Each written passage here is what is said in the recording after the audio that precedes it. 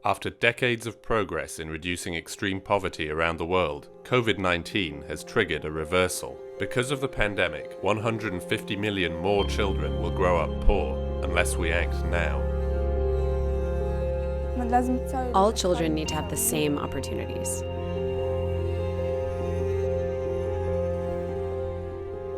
Even though I'm deaf, I want the same as other children. If you see an injustice, you can't remain silent. If everyone mobilizes for a cause, we would really be in a better place.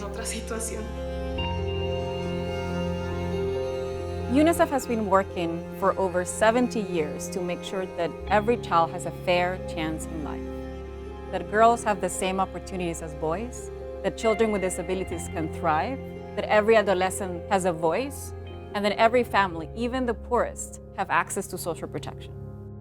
Informal tented settlement, Mafraq, Jordan. Shifa, 15. In our society, all children aren't treated equally. When the pandemic started, a lot of my friends had to go work in the fields. There are young girls who had to get married during the pandemic because they lost hope. Nairobi, Kenya. Jessie, 11, speaks in sign language. At school, I had friends who could speak sign language, but at home, I don't. So it was very boring for me to stay home. La Paz, Bolivia. Nina, 17. I am a high school student and a climate activist. Being unable to go into the streets and protest has been really hard. Natalia Windo Rossi, UNICEF. 2020 was a year like no other. But I think that because UNICEF has been working for many years with an equity focus, we were able to respond quickly, effectively, but also making sure that every child, even the most marginalized, was part of that response. LEAH, Jessie's mother. During COVID, UNICEF were giving children books. We had something to do once again. UNICEF offers Syrian refugees cash support to help them support their children. Even though the cash isn't a lot, it does make a difference. And when the pandemic started, they gave us an iPad to help us study. We've had to adapt and to find other forms of creating change. And so we use social media a lot, and we turn to online activism.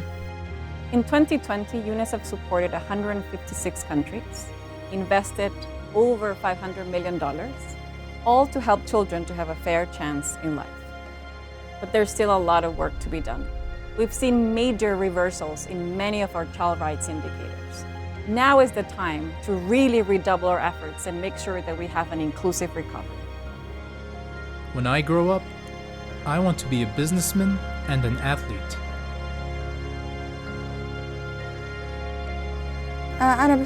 When I grow up, I want to become a pharmacist, so I can help people.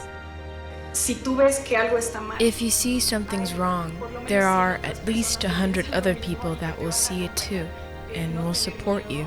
Don't be afraid. Move forward with all your strength. Childhood defines a person's future.